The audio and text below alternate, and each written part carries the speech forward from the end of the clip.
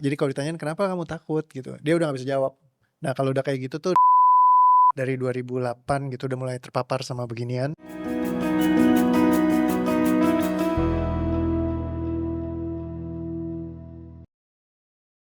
Pertanyaan ketiga nih, Oke. banyak tapi. Oh banyak, boleh, mau tanya lebih banyak juga boleh. Maksudnya udah berapa lama Heeh, ngasih coaching kayak gini, oke. dan udah berapa ratus klien yang disembuhin, Ya, terus yang kasus terberat yang sampai gagal pernah nggak? Hopeless, nggak bisa disembuhin. oke. Menarik ya. Jadi yang pertama udah berapa lama? Sebenarnya kalau belajar udah lama, dari 2008 gitu udah mulai terpapar sama beginian gitu. Sertifikasi pertama itu di 2013, yang terus habis itu kayak secara rutin, belajar terus dan aplikasiin macem-macem gitu. Jadi banyak metodologi yang aku pelajarin, basically kayak mungkin ada ratusan kelas training yang aku ikutin karena aku emang suka. Nah jadi kalau ditanya udah berapa ribu udah berapa banyak yang tanganin, basically kalau misalkan dihitung dari mungkin 5 tahun ke belakang aja, kan dari 2020 aku mulai, bawain DOA gitu ya. Kalau 5 tahun, kita hitung let's say misalkan sehari megang, kadang-kadang aku bisa megang 2 3 klien gitu. Kalau waktu dulu awal-awal bisa 4 5. Nah jadi kalau let's say kita pukul rata sehari megang 2 lah misalkan, berarti 360 kali, ya anggaplah satu deh, 360 kali satu, ya itu kan udah kali 5 tahun, udah banyak gitu. Jadi udah ribuan Mhm. kasus yang aku tanganin pakai sistem ini, kayak gitu. Jadi ada banyak trauma juga yang udah dipecahin. Dan kalau kasus yang tersulit itu yang kayak gimana sih, yang kayaknya kamu udah hopeless. Dulu itu aku paling hopeless kasus-kasus yang semua terkait dengan anxiety. Jadi Mhm. kayak orang yang kayak ketakutan akan kematian segala macam gitu. Karena buat kasus yang kayak gitu tuh mereka sering bolak-balik terus-terusan. Jadi kayak yang continue harus diberesin nggak cuma satu kali gitu. Tapi belakangan itu banyak anxiety yang udah ke-crack, jadi bisa dibongkar dalam sekitar 3 jaman.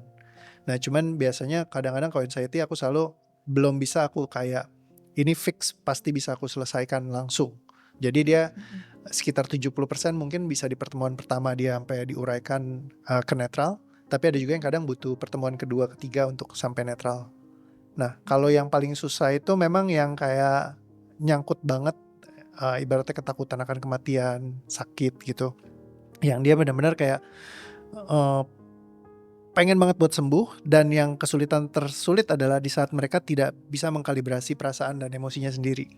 Jadi kalau ditanya, "Apa yang kamu rasain?" Gue cuma takut aja. Tapi kayak nggak tahu takutnya kenapa, jadi kalau ditanyain, "Kenapa kamu takut?" Gitu, dia udah nggak bisa jawab. Nah kalau udah kayak gitu tuh udah terlalu rumit, sama orang-orang yang memang udah kayak didiagnosanya udah kayak tahap akhir lah, kayak misalkan kalau stadium tuh udah sangat tinggi, Mhm. jadi pas diajak ngobrol udah susah, Dok. Jadi misalnya kayak, eee, "Kenapa kamu begini?" "Hah hah hah?" Gitu, jadi kayak udah bingung semuanya, udah Mhm. nggak bisa kalibrasi apa-apa lagi. Nah itu biasanya udah masuk ke ranahnya psikiatri. Mhm. Nah, jadi memang setiap cases-nya klien itu datangnya di level yang berbeda-beda.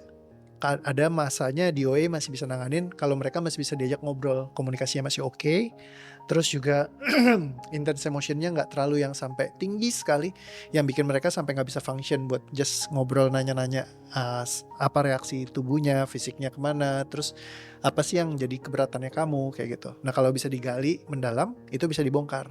Tapi kalau misalkan yang memang mereka kayak, sampai nggak bisa ngobrol, ini yang udah sulit banget. Nah, biasa aku akan refer ke facilitator yang mereka lebih ke energetik.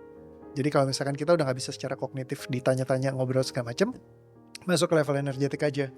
Jadi yang kayak mungkin bars, atau misalnya kayak masuk ke, eee, let's say yang kayak emotional freedom technique misalkan, atau misal EFT, atau misalkan masuk ke yang katarsis, Mhm. kan ada yang kadang-kadang pakai misalkan yoga star, atau misalkan ada TRE misalkan Mhm. yang kayak mereka goyang-goyang, atau misalnya datang ke meditasi yang mereka nggak membutuhkan memang buat ditanyain untuk difasilitasin. Itu mungkin akan bantu ngurangin, ketika ngurangin bebannya, mereka udah bisa ngobrol segala macam udah lebih enak, secara kognitif udah lebih oke, bisa difasilitasin dengan sistem ini. Jadi kadang-kadang setiap klien itu stepnya kita mesti lihat kasus per kasus, apakah mereka siap atau enggak.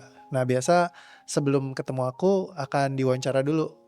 Nah jadi mereka yang diwawancara ini akan langsung ditentukan apakah mereka eligible gak buat dibantu ya sama DOA. Kalau enggak, aku langsung referin ke perbantuan yang lain. Karena balik lagi nggak semuanya bisa. Ini juga bukan kayak semua Obat dewa. obat dewa yang bisa diselesaikan di sini, enggak. Jadi dia punya batasannya sendiri. Tapi itu akan membantu sih kayak gitu. Oke, oke.